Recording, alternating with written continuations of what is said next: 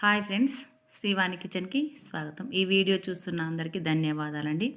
తొలకరి వానలు పడ్డప్పుడు పల్లెటూరులో మా ఇంటి చుట్టూ ఇంత తోటకూర, పిండి కూర, ఇవన్నీ వాయింట కూర, ఇవన్నీ కూరలండి బాగా మొలుస్తాయండి. అన్నైతే నేను కోసుకొని వచ్చి కట్ చేసుకున్నాను. ఇలా కట్ చేసుకున్న తర్వాత ఇవి మందు వేయకుండా పండినవి కాబట్టి చాలా బాగుంటాయి, ఆరోగ్యానికి చాలా మంచిదండి. ఇలా మేము వారానికి ఒకసారైనా వండుకుంటాము. ఇలా అన్నీ కట్ చేసుకొని నీళ్ళల్లో వేసుకొని ఇలా జల్లిబుట్లో వేసుకొని నీళ్ళు వడిచేలాగా ఈ విధంగా పెట్టుకోవాలండి.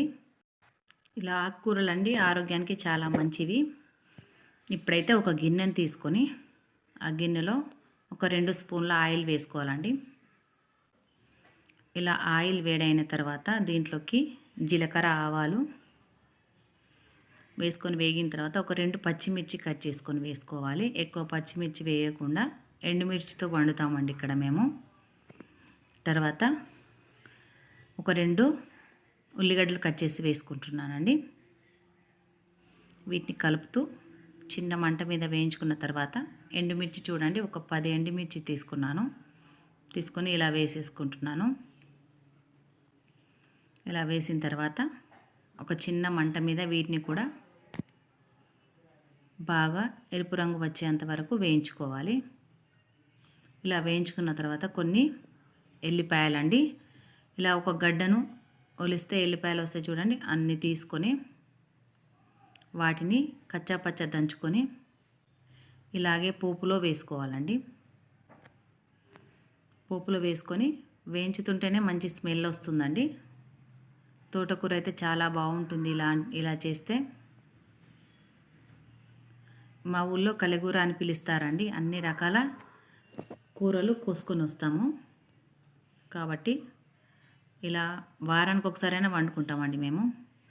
ఇలా పసుపు వేసుకొని వేయించుకొని ఇలా ఎంత కూరైనా గిన్నెలో పడుతుందండి, అంత కూరను వేసుకొని మూత పెట్టి ఒక 5 నిమిషాలు మగ్గనివ్వాలండి.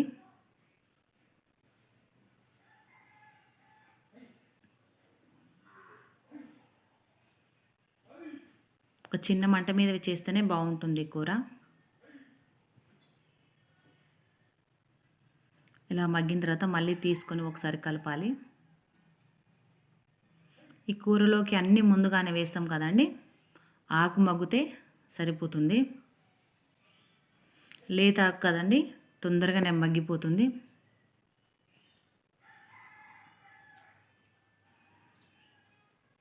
ఇలా కలిపేసుకొని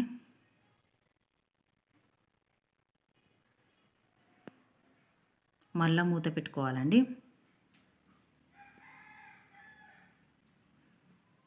మూత పెట్టుకొని మరొక 10 నిమిషాల తర్వాత చూడండి ఎంత తొందరగా ఉడికిపోయిందో కూర.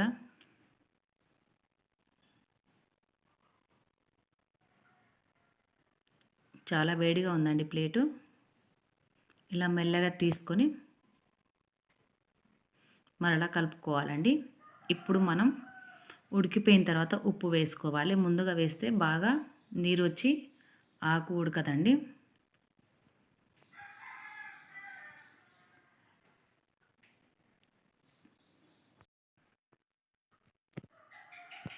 చూడండి, ఇప్పుడైతే నేను ఉప్పు వేస్తున్నాను. సరిపడినంత ఉప్పు వేసుకోవాలి. తోటకూరలో అయినా ఆకుకూరల్లో అయినా కొంచెం వేస్తేనే ఉప్పు సరిపోతుంది. ఇలా వేసుకొని ఒక 10 నిమిషాలు పెడితే మళ్ళీ నీరు వస్తుందండి. చూడండి, కలుపుకున్న తర్వాత మళ్ళీ మూత పెట్టి మగ్గనివ్వాలి. చూడండి ఎంత నీరు వచ్చిందో ఇప్పుడే.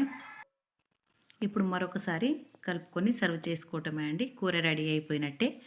ఈ వీడియో కానీ మీకు నచ్చినట్టయితే లైక్ చేయండి, షేర్ చేయండి, సబ్స్క్రైబ్ చేయండి.